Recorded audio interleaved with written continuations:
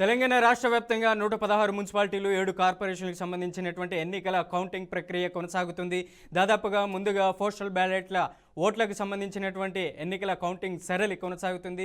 మరి కాసేపట్లో పోస్టల్ బ్యాలెట్లకు సంబంధించినటువంటి తొలి విడత ఫలితాలు కూడా విడుదలయ్యేటువంటి అవకాశం కనిపిస్తుంది. ఇక నల్గొండ నుంచి మా ప్రతినిధి శ్రీనివాస్ ఉన్నారు, లైవ్లో అందిస్తారు మరింత సమాచారాన్ని.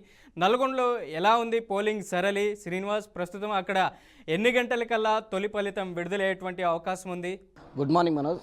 తెలంగాణలో జరుగుతున్నటువంటి మున్సిపల్ ఎన్నికల కౌంటింగ్ ప్రక్రియ ఉదయం 8 గంటలకే మొదలైనటువంటి పరిస్థితి. ప్రస్తుతానికి మనము నల్గొండ జిల్లా కేంద్రంలో ఉన్నటువంటి నల్గొండ కార్పొరేటర్లో ఉన్నాము. పూర్తి స్థాయిలో చూసుకున్నట్లయితే ఇప్పటికే పోలింగ్ ప్రక్రియ కొనసాగిన క్రమంలోనే ఇంకా పోస్టల్ బ్యాలెట్ మాత్రము కౌంటింగ్ కొనసాగుతుంది. దీనికి సంబంధించి చూసినట్లయితే ఓవరాల్గా తెలంగాణ వ్యాప్తంగా జరిగేటటువంటి పోలింగ్ దాంట్లో పూర్తి చూసినట్లయితే ఇప్పటికీ వివిధ హోదాలో పనిచేస్తున్నటువంటి ఆఫీసర్సే కానీ ఎలక్షన్ కమిషన్ ఆదేశాల మేరకు పూర్తిగా అంటే వార్డు వైజ్గా ఉంటుంది. దీనికి సంబంధించినటువంటి టేబుల్స్ కూడా ప్రతి కార్పొరేషన్ డివిజన్ అయితేనే కార్పొరేషన్ విధంగా దానికి సంబంధించినటువంటి టేబుల్స్లోనే ఉంటాయి.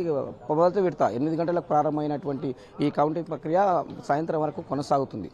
కొనసాగుతున్న క్రమంలో కూడా ఇక్కడ ఏదైతే వార్డు సభ్యులు కానీ ఉంటారో వారికి టేబుల్స్ ఉంటాయి. ప్రతి 2000కు కానీ ఒకసారి టేబుల్ వేయడం జరుగుతుంది. ఆ టేబుల్ ప్రకారం 2000 ఓటర్లు మించినట్లయితే మరో టేబుల్ కూడా అరేంజ్ చేసడం జరుగుతుంది. ఓవరాల్గా ప్రతి 2000 ఓటర్కి సంబంధించిన టేబుల్స్ను కౌంటింగ్ ప్రక్రియ కొనసాగుతున్నటువంటి పరిస్థితి.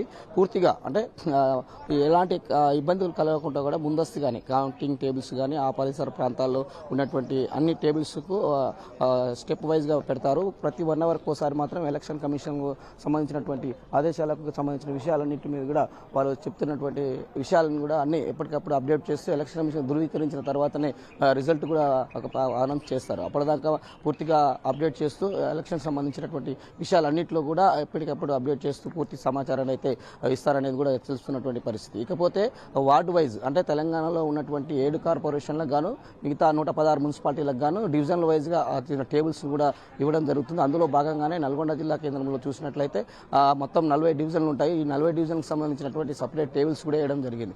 ఓవరాల్గా తెలంగాణలో జరుగుతున్నటువంటి ఎన్నికల కౌంటింగ్ ప్రక్రియ అయితే పూర్తిగా అప్డేట్ ఎప్పటికప్పుడు చేస్తుంటారు. కౌంటింగ్ సంబంధించినటువంటి పాలిసిన ప్రాంతాలలో 144 సెక్షన్ కూడా విధించడం జరిగింది.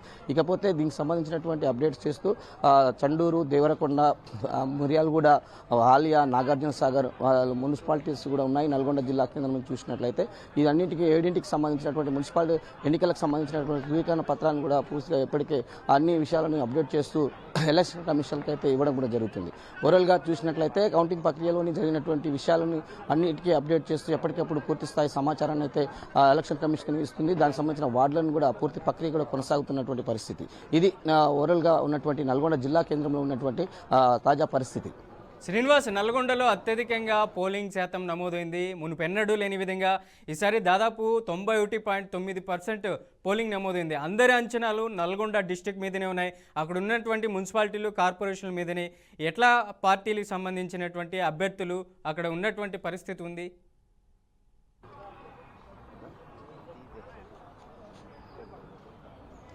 ఓవరాల్గా చూసుకున్నట్లయితే కాంగ్రెస్, బీజేపీ, టీఆర్ఎస్ సంబంధించినటువంటి అభ్యర్థులు బరిలో ఉన్నటువంటి పరిస్థితి. అయితే ఓట్ల శాతం పెంచడానికి కూడా గతంలో మాదిరి కంటే ఇప్పుడు ఓట్ల శాతం ఎక్కువ నమోదైంది. దీనికి సంబంధించినటువంటి సరళి ఓట్లకు సంబంధించినటువంటి విషయాలన్నింటి మీదుగా దృష్టి కేంద్రీకరించినటువంటి పట్టణవాసులు కూడా పెద్ద ఎత్తున ఓటు హక్కు వినియోగించుకున్నారు. దీనికి సంబంధించి ఓవరాల్గా ఎలక్షన్ కమిషన్ ఇచ్చినటువంటి గైడ్స్ కానీ దానికి సంబంధించినటువంటి అవేర్నెస్ పెంచడం వల్లనే ఇక్కడ ఓవరాల్గా పెరిగిందని, ఓటర్ శాతం కూడా పెరిగిందని చెప్పుకోవచ్చు. ఇకపోతే కాంగ్రెస్, బీజేపీ సంబంధించినటువంటి అభ్యర్థులు నిలిచిన వార్డులలో కూడా పెద్ద ఎత్తున అంటే యువత పెద్ద ఎత్తున ఓట్లకు వినియోగించుకొని పెద్ద ఎత్తున అయితే ఇక్కడ చేయడం కూడా జరుగుతున్నటువంటి పరిస్థితి. మనోజ్.